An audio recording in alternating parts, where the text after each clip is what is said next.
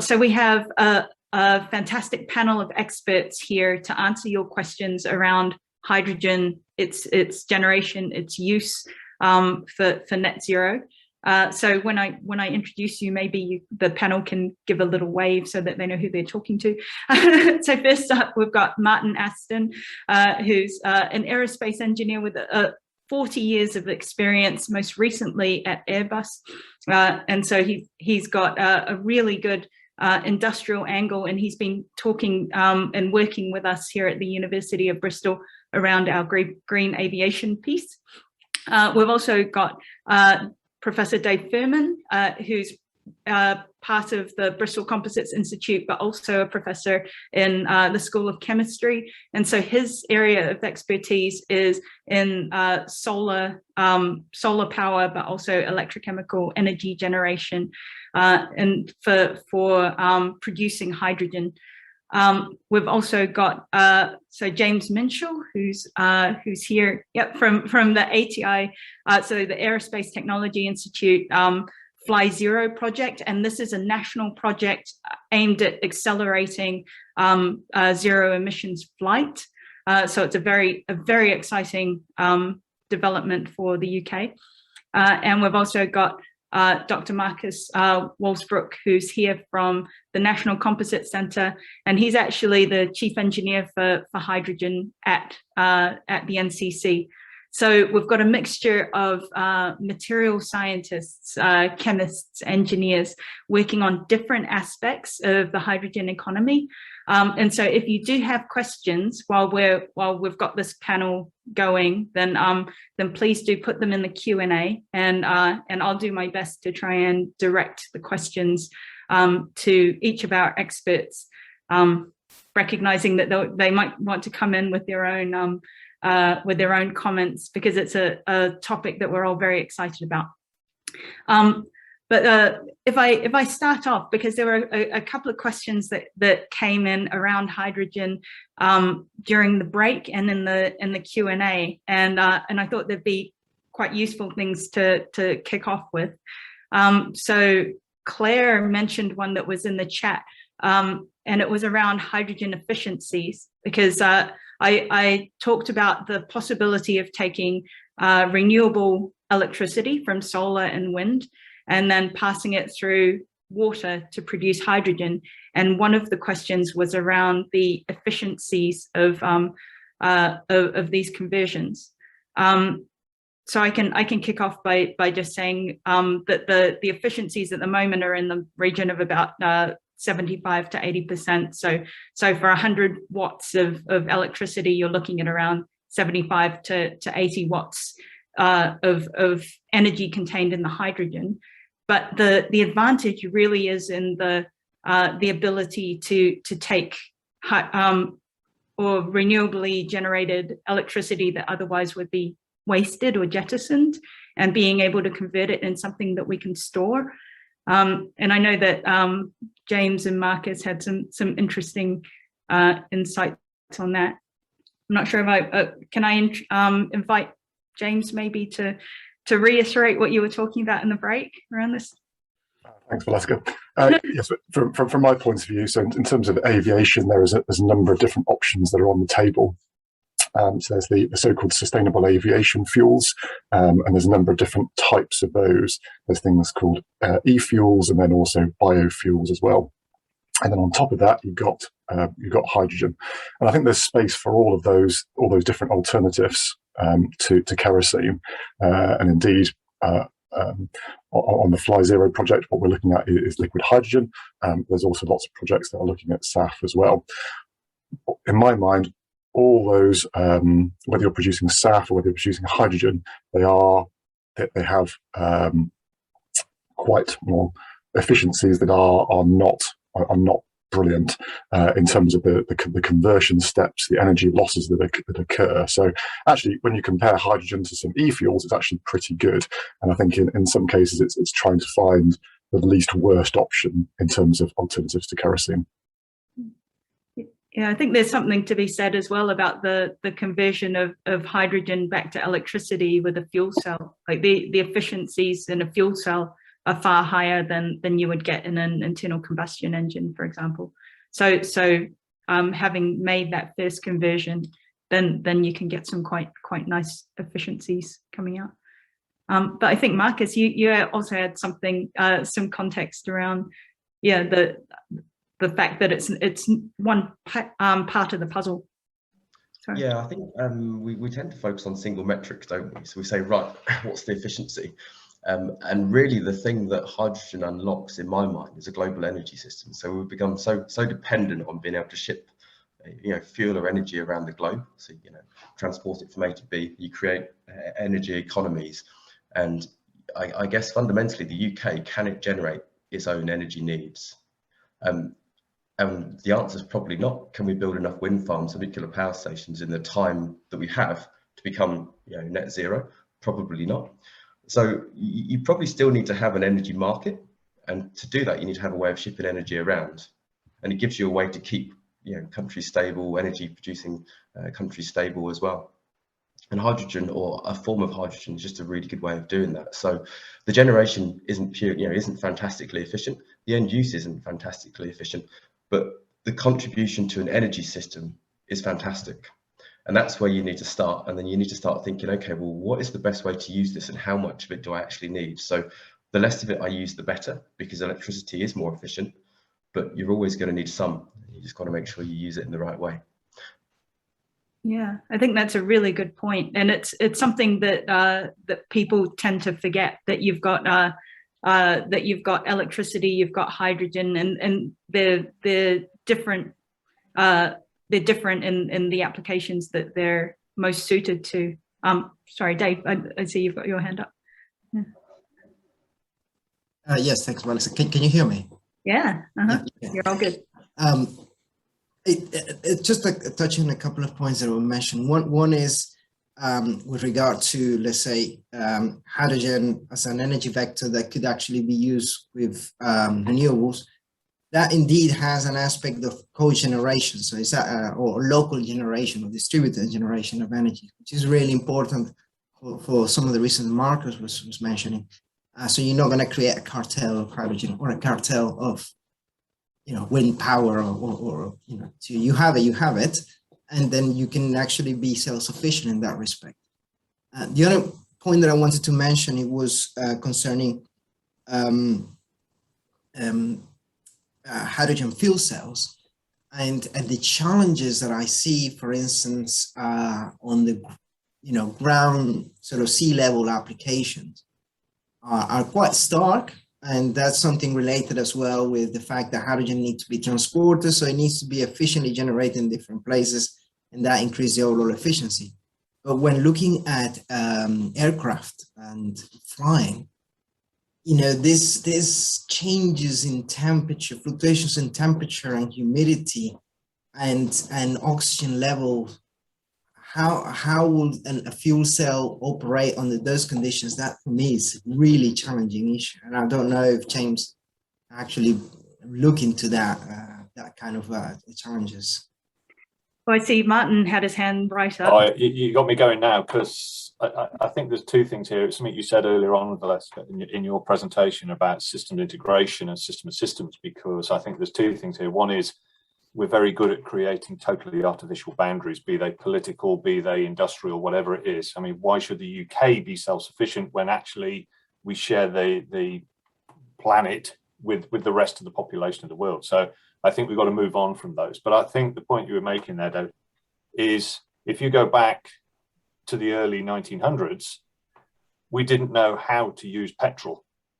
We didn't know how to use diesel. And I think this is why we need to be innovative. This is why we need research. As an engineer, this is why we need the engineers to work with the scientists, because it's going to be taking that science and converting it into a usable product. But I think we're looking at all these things as problems, whereas we should be looking at them as opportunities, because if we can fix these things, we can actually move ourselves forward. And I think we seem to see everything as a problem at the moment, and this is impossible. But I bet if you were sat in a boardroom somewhere in 1900 or whenever it was, they said, oh, well, we can't use these newfangled petrol engines. I think we've just got to look at the problem we're trying to solve, the challenges we're trying to solve, and get on with it. Okay. And with that, I'll get off my soapbox. Okay, well, I see. I'll go to Marcus first, and then we've got a couple of questions coming in. So, so Marcus, if you want to.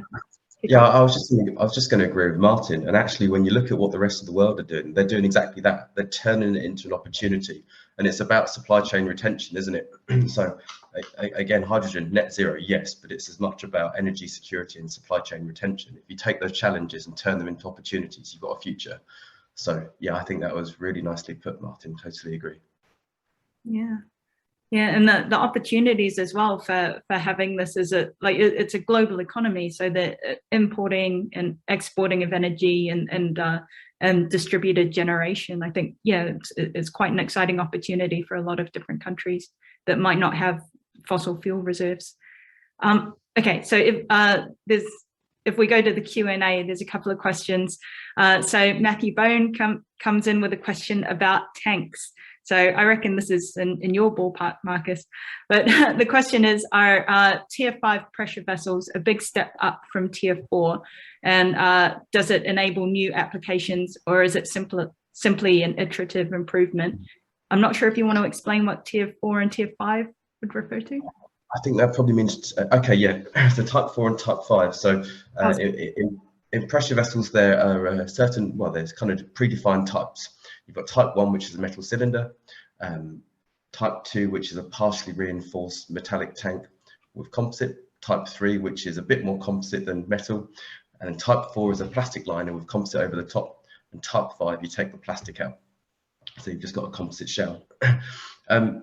So it's a good question, and actually, I mean, the answer is complicated in that there's no right answer, because no one really cares about the type of tank they have. The things they care about are the three key metrics, which is gravimetric, volumetric, efficiencies, and cost.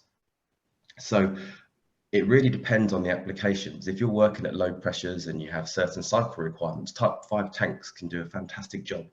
But as soon as you start working to higher pressures, the chances of a Type 5 tank working diminish, and also your failure criteria gets, or your failure kind of mechanisms get quite hard. So I think as engineers and scientists, we always need this kind of technology on a pedestal to aim for, and it's nice to have it there. I think realistically, personally, I'm not pushing us as the NCC to aim for it. I think I'm focusing on those key three metrics and let the kind of technology work itself out. So hopefully I've answered your question. Yeah, it's a nice overview of the different types of tanks, and yeah, and I think that overriding message that there are different tanks that might be different for different applications, and that you're looking for something that works rather than starting with a particular type of tank in mind and then sticking with that. Okay, all right, no, thank you.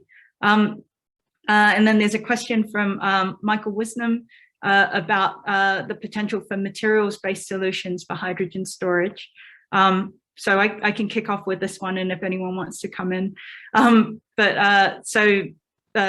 Currently there are two ways of storing hydrogen industrially, and the first is as a cryogenic liquid at around 20 Kelvin, so 20 degrees above absolute zero, and the second one is as a pressurized gas in a high pressure tank of the type that Marcus was talking about. But there are also other materials that are being developed for storing hydrogen at slightly higher temperatures than 20 Kelvin and lower pressures than the 350 or 700 bar that the pressurized tanks are at. And that's using different types of materials that can interact with the hydrogen and store it in a solid material. So these may be things like metal hydrides, or they might be porous materials like porous carbons, metal organic frameworks, materials that are called molecular sponges. And so both of those types of materials interact with the hydrogen and can store it at quite high densities. And the advantage of this is that you're maybe operating at lower pressures, more moderate temperatures, and so there's a safety aspect and a potential economic gain as well. And so we've been working with with Marcus and his team at the NCC, looking at some options for using these materials as an alternative to the cryogenic tanks or high pressure tanks, to see how we might incorporate some of these storage materials into an onboard hydrogen store that doesn't necessarily have to be a big cylindrical tank that you chuck in the boot of your car. And so, yeah, there's active research going on there. I'm not sure if anyone, feel free to jump in, guys. Otherwise, sorry, Dave. No, just to add that, about 25 to 30% of the capex in electrolytic hydrogen generation, even if when you're talking about alkaline or PEM electrolyzers, is actually the pressurizing of the hydrogen for storage. So that is a big chunk of the money. So if we can actually find suitable solutions for that, then it makes hydrogen generation by electrolysis a lot more competitive. Yeah. Well, having some of these materials that can spontaneously compress the hydrogen might be useful there then. All right, we'll have to chat after this. Okay. I see a related question in the chat from Rachel Knight. Oh, just a reminder, if you put your questions in the Q&A, it'll make it easier for us to find them. But just because it's related, so Rachel was asking, with molecular sponges, how easy is it to recover the hydrogen back out of the sponge for use? So the answer is it's very easy, because it's a physical interaction with the material, and so if you lower the pressure or slightly increase the temperature, then you'll be able to draw the hydrogen back out.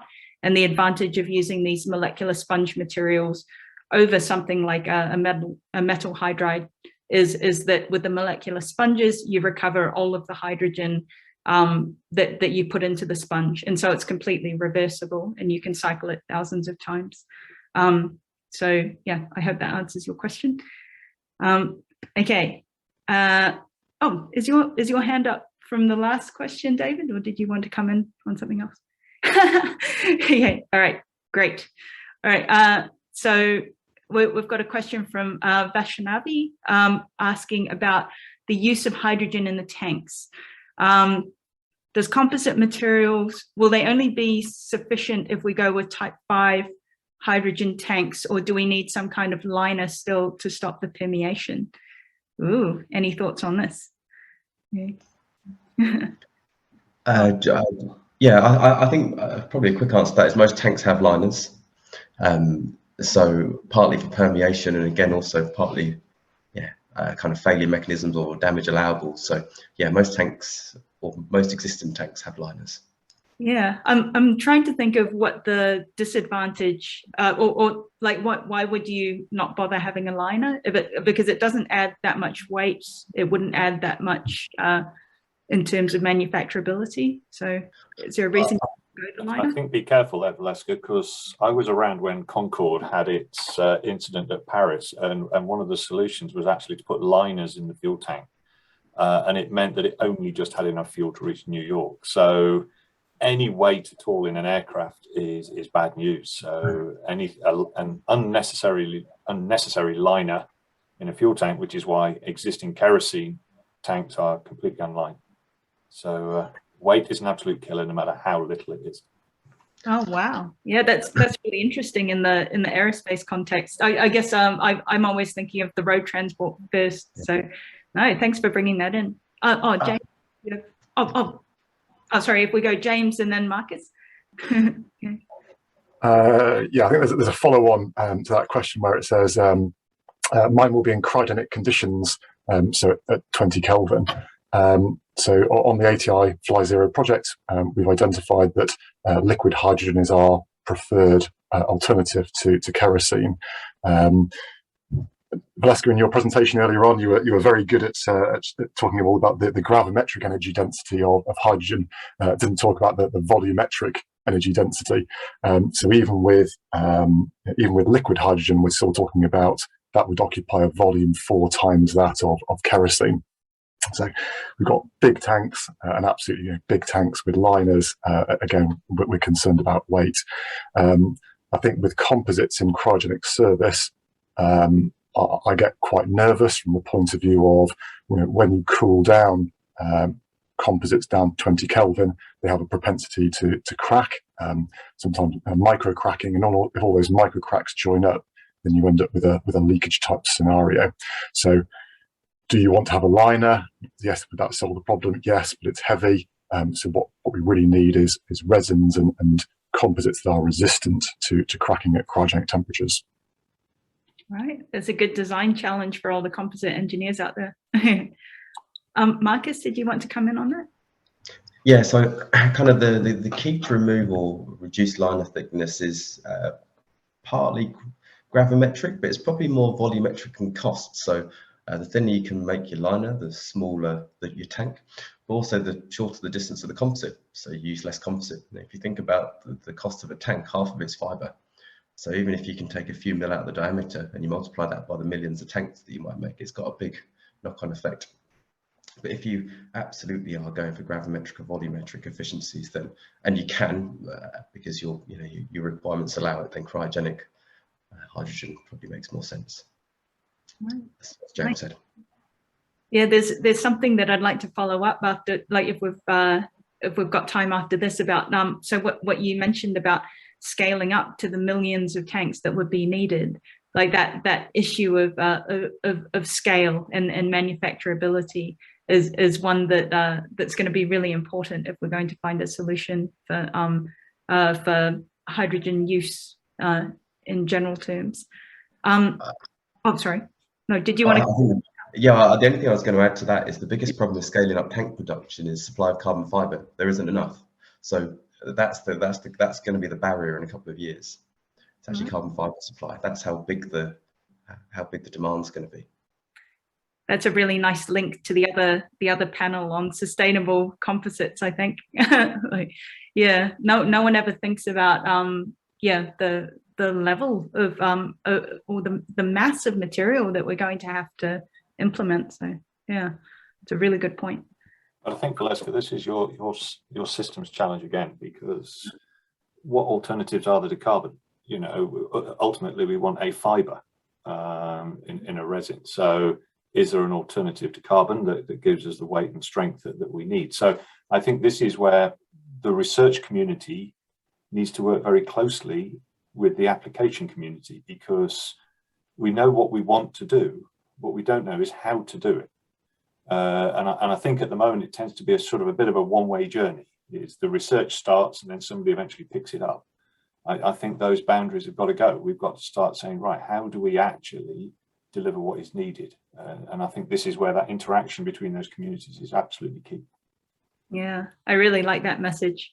And in terms of the materials question, because one thing that we always hit up against is like there might be a limitation in the amount of virgin carbon fiber that can be produced. But if you're looking at reclaiming, recycling, producing carbon fiber from waste biomass, that opens up a wealth of options in terms of scaling up and also reducing costs potentially. So I'm really happy that the Bristol Composites Institute is not only looking at just carbon fiber, but looking at this recovery and the sustainability angle as well. Okay, we have a few more questions. So Chris Harrison has a really interesting one about hydrogen embrittlement. So he says, I read about hydrogen embrittlement and I understand there's a problem with metals in contact with hydrogen. Do composites suffer from similar problems? And do fiber reinforcements have different issues with hydrogen? Right. Well, like I can say something about in terms of hydrogen embrittlement with metals, like because so you wouldn't get the same sort of interactions with composites that you do with metals, just because of the strength of the interactions. So most of our composites are either carbon fiber and resin or glass fibers and resin, and the interaction with hydrogen is a lot weaker than if you get a metal. So it's more a physical interaction than a chemical one. so the embrittlement wouldn't be going through the same chemical process. But I see Marcus probably had something to add on this.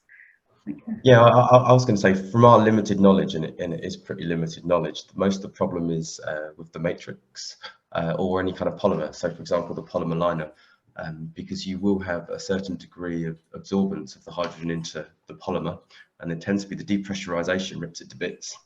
So it's not really embrittlement; it's more, you know, self-destruction. And so, you know, and that's why actually you see things like depressurization limits on tanks, because that's actually one of the biggest problems beyond embrittlement. Right. Have you done tests on this? Have you seen it in action? How quick? No, I mean it's in the open literature, so you can find it. But that's why tanks do have a depressurization limit on them, or type 4s anyway. Metallic tanks, I guess, less so, because, or type 3s, because they've got a metallic liner. Yeah, nice. Thanks. David, did you want to come in on this? Yes, I just had a brief question. Is there any tolerance in terms of metallic impurities in the composite that could potentially catalyze some hydrogenation when you put a lot of hydrogen in, and then create a chemical reaction that compromise the composite structure? So the interactions that I'm aware of are always at high temperatures or at high pressures, and that's where you get the hydrogen permeating and interacting with your metals. But I'm guessing if you're working with a composite material, you're not going to be taking it up to, you know, like close to 1,000 degrees. Right. So you'd be less likely to have those sorts of interactions. Right. But that's but I'm happy to be corrected if someone has expertise in that area. Oh, maybe James. I guess as Valeska says, you know, the interactions of hydrogen with metals are, they tend to be things like formation of hydrides or impeding, you know, movement of dislocations. They tend to be quite kind of different, and you wouldn't get those effects, I don't think, when the metal's there as an impurity. Would be my guess. And I think in terms of metals versus composites, I think I've got concerns about both in hydrogen service. It's different concerns, but I think, as Marcus said, fundamentally there's a lack of data and a lack of research in this area at the moment that will hopefully improve as we move across to a hydrogen economy. Yeah, I do really like, because there's some research going on in hydrogen tanks and safety in hydrogen tanks, and when we were talking earlier about the public acceptance of hydrogen as a fuel source, I love that they have videos, they have papers, they have blogs about the use of high pressure hydrogen tanks and trying to make them blow up, trying to set them on fire, and seeing what the limits of the safety are, and you'd be surprised. It's quite similar to the sort of safety that you'd expect in your petrol tank. So it's not hugely dangerous if you've got the safety, like the valves and the release valves, and yeah, you've got a lot of safety elements that make it harder for it to be dangerous. And so and I think that's a nice thing for the public to be aware of. And yeah, I certainly like pointing people in the direction of those sorts of videos when they ask about if it's safe to drive around with hydrogen in your tank. And yeah, and people forget that we use gas all the time, we use petrol all the time, and they're both flammable as well. But yeah, anyway, sorry. So there's a question about aircraft range. Ooh, okay. So I'm going to point this to James or Martin.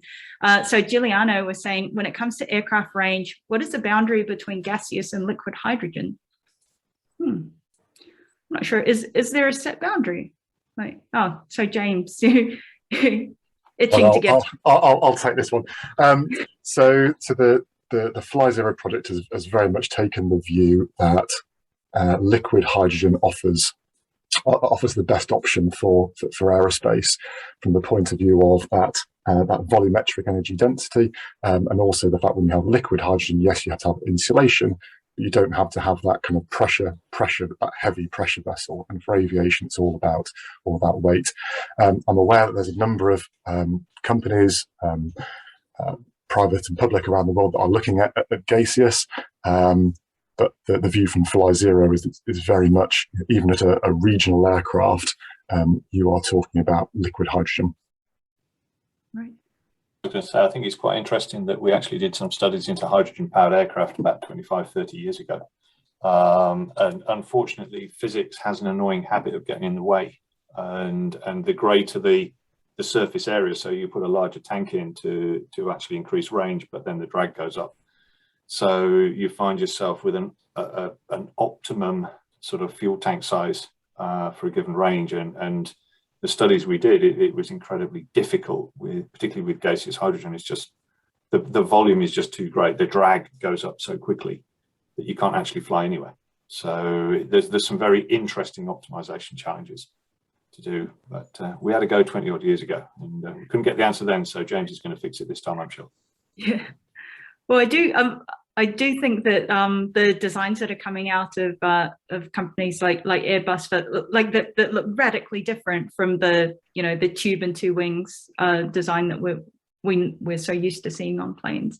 Like I'm wondering whether that's to try and get around this question of the volumetric capacity or the volumetric density of hydrogen. But yeah, because certainly if all you can do is increase the size of the fuel tank, then yeah, you're going to get more drag. But if you can redesign it, then yeah, you can hopefully sidestep that issue. But yeah, some interesting work going on in there. Okay, so here's one that so Louis is asking each of the speakers. So in your opinion, what is the technological rate limiting step for adoption and rollout of hydrogen as an alternative fuel source in stationary applications? Ooh, that's interesting. Okay. So stationary applications as in grid balancing, I'm guessing. Mm-hmm. So I'll start the debate going and see how controversial it is. I think in terms of the technological limit, is probably not. I don't think it's a technological limit. I think what is holding things back is either an economic or a regulatory environment.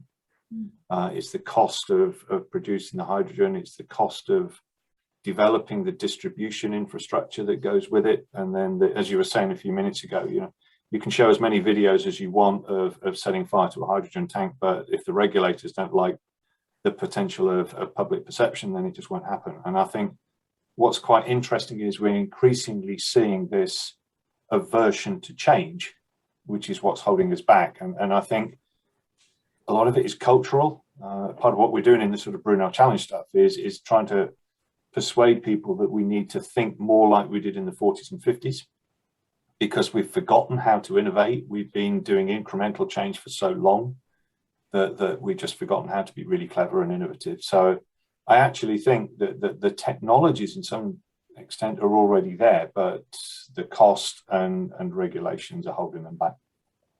Yeah, and certainly the pressures around net zero and the urgency, like that's a really good reason to try and be a bit braver and step away from the incremental changes. Oh, sorry, David, have you got your hand up? Yes, so there's more and more demonstrators that are being planned in Europe and well, large scale, sort of 60 megawatt and so on. I think my understanding from stationary application, I mean, grid balance is one of those, but there are many applications that could basically involve integrating hydrogen to manufacturing, to actually steel making, or to actually doing ammonia so those are applications in which each of the bits of the technology have been developed. There is a science, and perhaps looking at the energy balance and the integration is where the biggest challenges are at the moment to make it cost effective.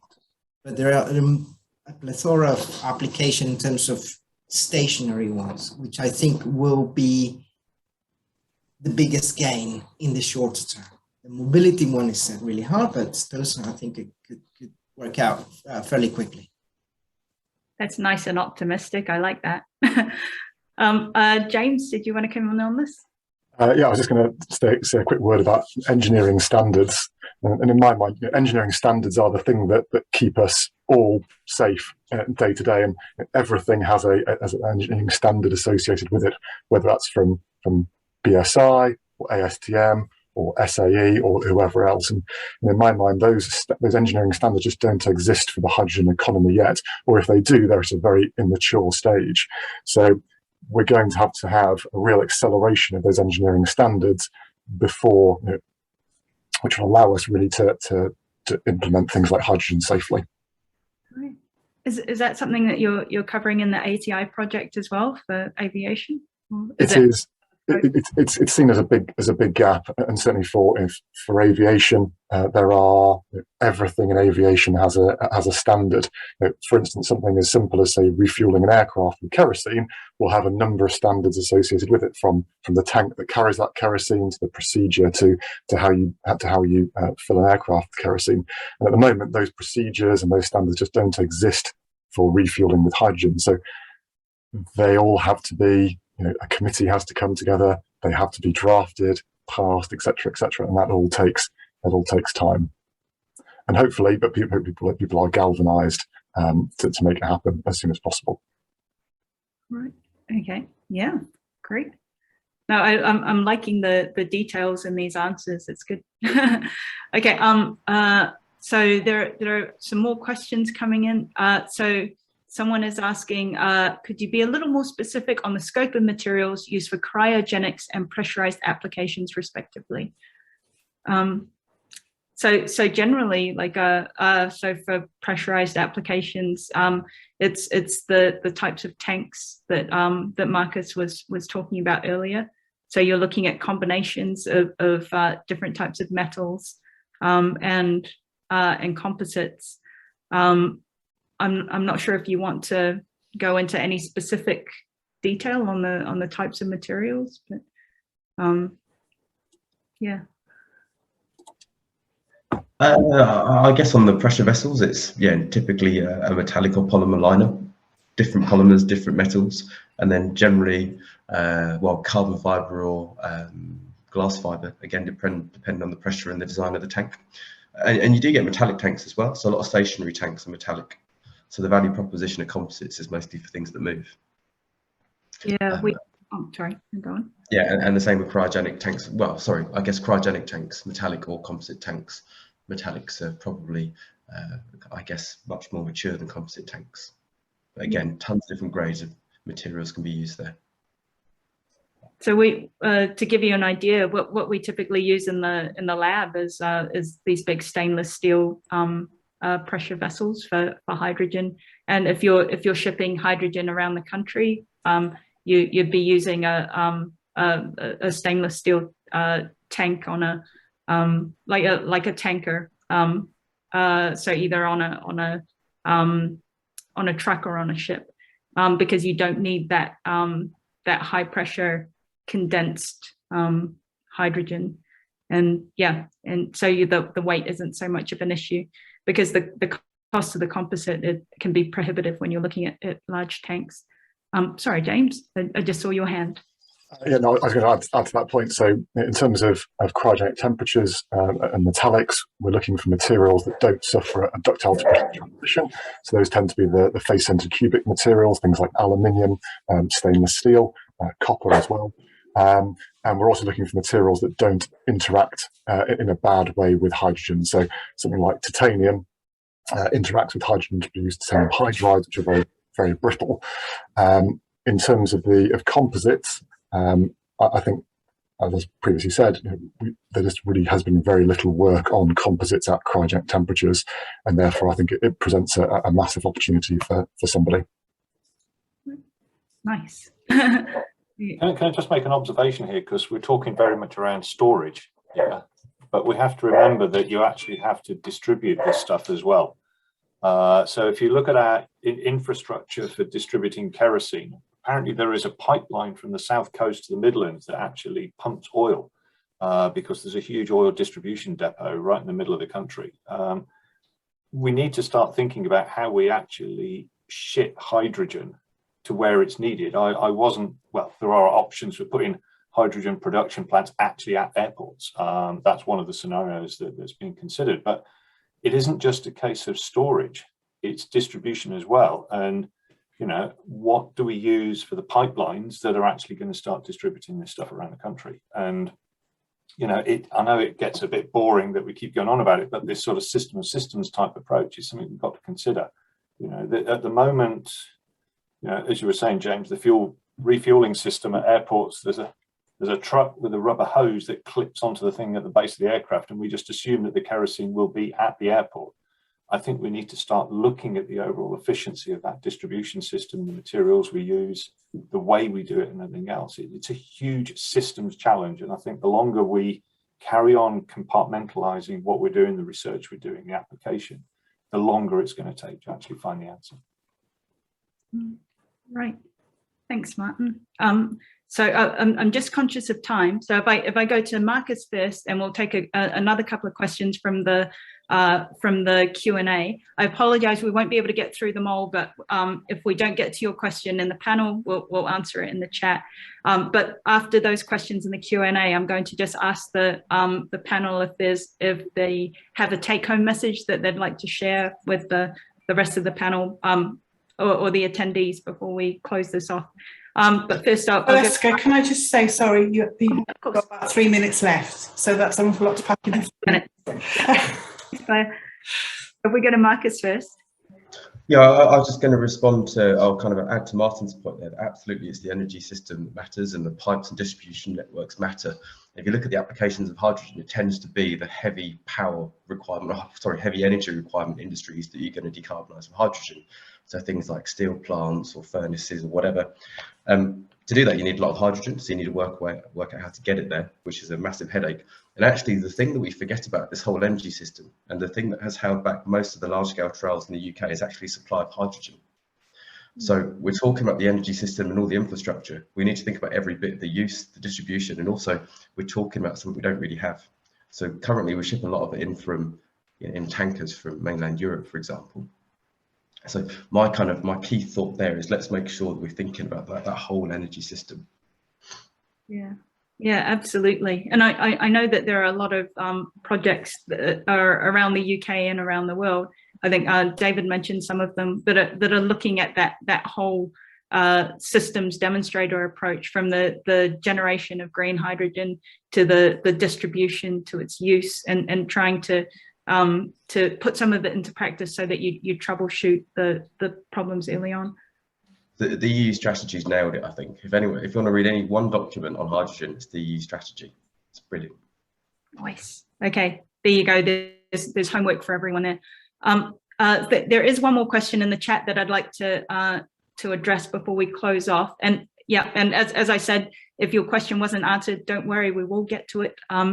But a question from Michael is saying, does anyone on the panel think that there are any viable alternatives to hydrogen that will enable net zero energy, the net zero energy transition? And I think what we've been talking about today is the fact that hydrogen is one element of the transition to net zero. So electrification is really important.